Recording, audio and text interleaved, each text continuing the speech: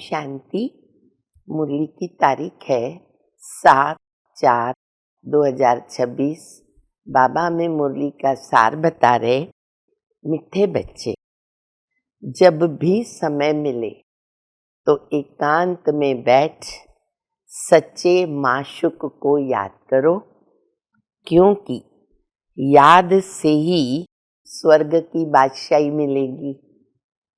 प्रश्न है, बाप मिला है तो कौन सा अलबेलापन समाप्त हो जाना चाहिए?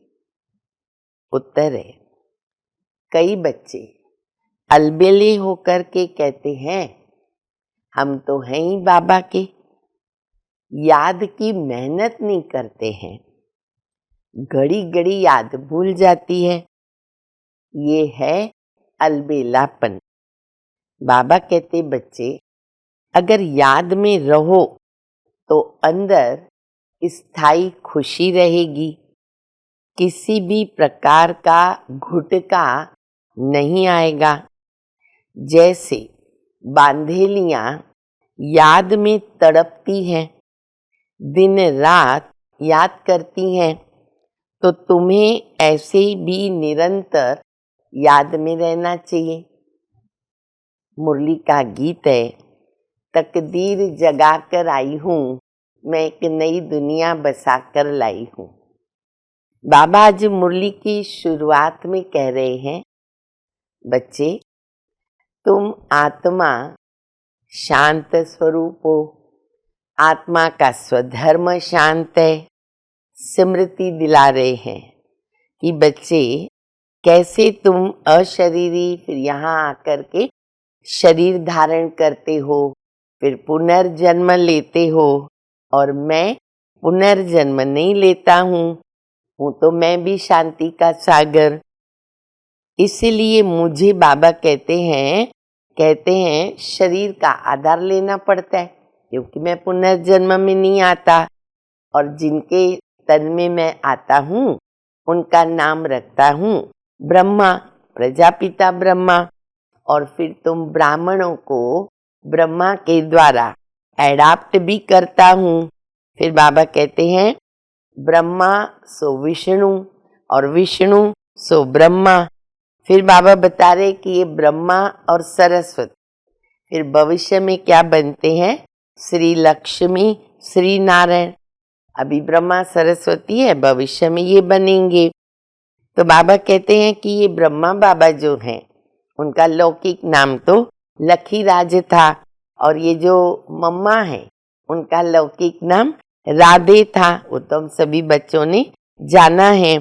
तो बाबा कहते फिर जब भी मैंने इनको एडाप्ट किया, ब्रह्मा बाबा में मैंने प्रवेश किया, तो इनका नाम रखा, और मम्मा को भी एडाप्ट किया जो पहले राधा थी नाम से। फिर बाबा ने उनको जैसे मम्मा नाम दिया या सरस्वती नाम दिया। तो बाबा कहते हैं एक्चुअली तो ब्रह्मा भी हमारी माता है, ब्रह्मा शब्द में भी माँ आता है। इसीलिए भक्ति मार्ग में कहते हैं, तुम मात पिता हम बालक तेरे, तुम्हारी कृपा ते सुख घने रे। बाबा ज्ञान का सागर है और तुम बच्चे कौन हो? ज्ञान की नदियां हो। फिर ब्रह्मपुत्रा सबसे बड़ी नदी है, वहां पर बाबा कहते हैं कि सागर और नदी का मेला लगता है। एक्चुअली वो भी कहाँ का यादगार है? अभी का यादगार है, जबकि सागर भी है, ब्रह्मपुत्रा भी है, नदियाँ भी हैं, और वो मेला लगता है। तो यहाँ चैतन्य में मेला लगता है। फिर बाबा बता रहे हैं, बच्चे अब तुम्हें क्या करना है? मुझे याद करना है। बच्चे घड़ी घड़ी भूल जाते हैं। देखो बांधेलियां है ना, वो तो तड़पती हैं। कैसा तड़पती हैं?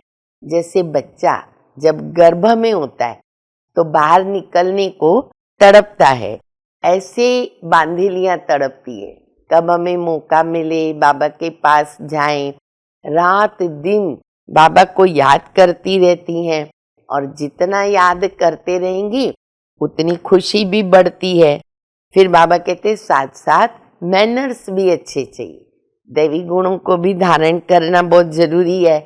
और मैनर्स के अंदर मुख्य बात है पवित्रता की। देखो उसके ऊपर ही अबलाओं पर अत्याचार होते हैं। हाँ, कहाँ कहाँ कोई पुरुष भी हैं जिनके ऊपर अत्याचार होता है, तो बाबा कहते तुम बच्चे युगल, बाबा से प्रतिज्ञा करते हैं ना कि बाबा अभी हम पवित्र रहेंगे। तो कई बच्चे साकार में बाबा क्या करते थे, जब भी वो युगल मिलकर प्रतिज्ञा करते थे तो बाबा उनको अंगूठी पहनाते थे। फिर बाबा कहते हैं कि मैं तुमको सत्यनारायण की कथा सुनाता हूँ, अमर कथा, तिजरी की कथा, सब कथाएं बाबा सुनाते हैं। तो बच्चे जितना समय मिले बाबा को याद करो। अच्छा, रोटी बना रहे, भोजन बना रहे, तो भी क्या करना है, माशूक को याद करना है। 8 घंटा कर्म करने की छुट्टी है, लेकिन कर्म करते भी हमें क्या करना है, बाबा को याद करना है। बीच बीच में एकांत में थोड़ा सा समय निकाल करके बैठना है। फिर बाबा कहते तुम्हारे पास ना बच्चे सब धर्म वाले आते हैं और आगे भी आते रहेंगे।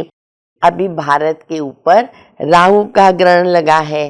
पहले सतयुग में होती है बृहस्पति की दशा, फिर त्रेता में आते तो शुक्र की दशा, फिर और कम हो जाती है। और अभी सबके ऊपर रावण ने क्या किया है, राहु की दशा बिठा दी है। तो बच्चे बाबा को याद करेंगे तो तुम्हारे ऊपर बृहस्पति की दशा बैठती जाएगी। अभी हम सुनेंगे धारणा का मुख्य सार। हर कार्य करते हुए आत्माभिमानी बनने की प्रैक्टिस करनी है। देह का अहंकार समाप्त हो जाए, इसके लिए मेहनत करनी है। दूसरा, सतयुगी राजाई के लायक बनने के लिए अपने मैनर्स रॉयल बनाने हैं। पवित्रता सबसे ऊंची चलन है। पवित्र बनने से पवित्र दुनिया के मालिक बनेंगे। वरदान है, करण करावनहार की स्मृति द्वारा सहज योग का अनुभव करने वाले सफलता मूर्त भव। कोई भी कार्य करते ये स्मृति रहे, इस कार्य के निमित्त बनाने वाला बैकबोन कौन है। बिना बैकबोन के कोई भी कर्म में सफलता नहीं मिल सकती। इसलिए कोई भी कार्य करते ये सोचो मैं निमित्त हूँ, कराने वाला स्वयं सर्वसमर्थ बाबा है। ये स्मृति में रख कर के कर्म करो तो सहज योग की अनुभूति रहेगी। फिर ये सहज योग वहाँ पर सहज राज्य भी कराएगा, यहाँ के संस्कार वहाँ ले जाएंगे। स्लोगन है, इच्छाएं परछाई के समान है और पीठ कर दो तो वो पीछे पीछे आएगी। अव्यक्त इशारा, महान बनने के लिए मधुरता नम्रता का गुण धारण करो। मधुरता ऐसी विशेष धारणा है जो कड़वी धरनी को मधुर बना देती है। आप सभी को बदलने का आधार बाप के 2 मधुर बोल हैं। मीठे बच्चे, तुम मीठी शुद्ध आत्मा हो। इन 2 मधुर बोलों ने हमें बदल दिया, मीठी दृष्टि ने बदल दिया। ऐसे मधुरता के द्वारा औरों को भी मधुर बनाओ। ये मुख मीठा करो। सदा इस मधुरता की सौगात को साथ में रखो। इसी से सदा मीठे रहेंगे और मीठा बनाते रहेंगे। अच्छा, मीठे मीठे सिकिलदे बच्चों प्रति माता पिता बाप दादा का याद प्यार। Good morning. रूहानी बाप की रूहानी बच्चों को नमस्ते। हम सभी रूहानी बच्चों की रूहानी माता पिता बाप दादा को याद प्यार। गुड मॉर्निंग, नमस्ते नमस्ते, शुक्रिया बाबा, शुक्रिया। ओम शांति।